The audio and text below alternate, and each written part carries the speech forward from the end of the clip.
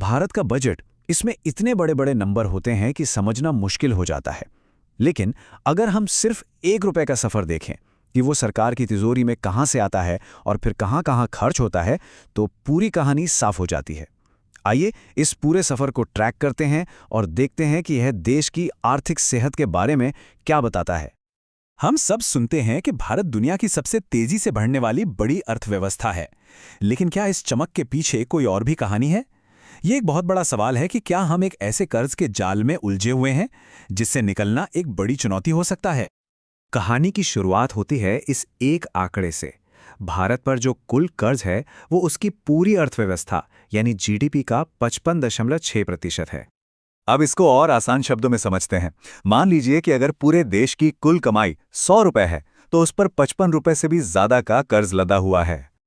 तो इतने भारी भरकम कर्ज का असल में मतलब क्या है? इसका असर समझने के लिए हमें उस 1 रुपए के सफर को बिल्कुल शुरू से ट्रैक करना होगा। तो सबसे पहले एक बेसिक चीज समझनी बहुत जरूरी है। सरकार के खर्च करने के मोटे मोटे तौर पर 2 तरीके होते हैं। एक होता है राजस्व व्यय, मतलब रोजमर्रा के खर्चे, जैसे सरकारी कर्मचारियों की सैलरी, पेंशन या फिर सब्सिडी। दूसरा होता है पूंजीगत व्यय। ये भविष्य के लिए एक निवेश है, जैसे नई सड़कें बनाना, रेलवे लाइन बिछाना या नए अस्पताल खोलना। जाहिर है किसी भी देश के विकास के लिए ये दूसरे वाला खर्चा यानी पूंजीगत व्यय ज्यादा जरूरी माना जाता है। तो सफर का पहला पड़ाव, सरकार के पास पैसा आखिर आता कहां से है? चलिए कमाई के स्रोतों पर एक नजर डालते हैं। यहां एक बहुत दिलचस्प बात सामने आती है।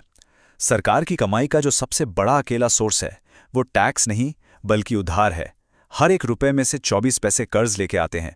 बाकी का पैसा जीएसटी, इनकम टैक्स और कॉर्पोरेट टैक्स जैसे करों से आता है। ठीक है, तो पैसा आ गया। अब देखते हैं कि ये जाता कहां कहां है।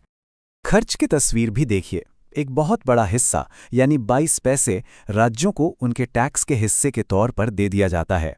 लेकिन जरा दूसरे सबसे बड़े खर्चे पर गौर कीजिए। 20 पैसे सिर्फ और सिर्फ पुराने कर्जों का ब्याज चुकाने में ही खर्च हो जाते हैं।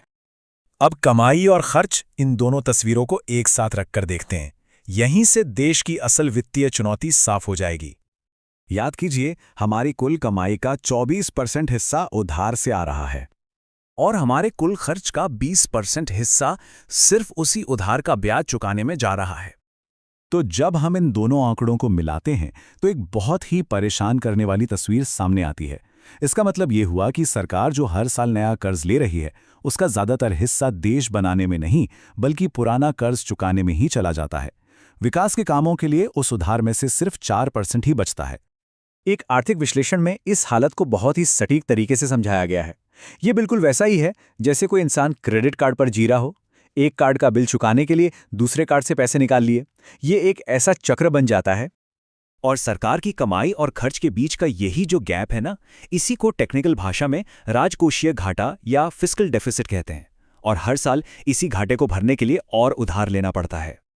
चलिए एक उदाहरण से समझते हैं कि सरकार का पूंजीगत व्यय यानी भविष्य का निवेश कहाँ जा रहा है। इस साल के बजट में रक्षा खर्च को करीब 15% बढ़ाया गया है। ये अब 5.94 लाख करोड़ रुपए तक पहुंच गया है। ये दिखाता है कि देश की सुरक्षा पर एक बड़ा निवेश किया जा रहा है। तो अब सवाल ये उठता है कि इस बड़ी वित्तीय चुनौती से निपटने के लिए सरकार का रोडमैप क्या है, प्लान क्या है? देखिए, सरकार की योजना 2 तरफा है। पहला, हर साल होने वाले घाटे को कम करना और दूसरा, अर्थव्यवस्था की रफ्तार इतनी तेज करना कि उसके मुकाबले कर्ज का बोझ छोटा लगने लगे। ये सरकार के सामने रखे गए आधिकारिक लक्ष्य हैं।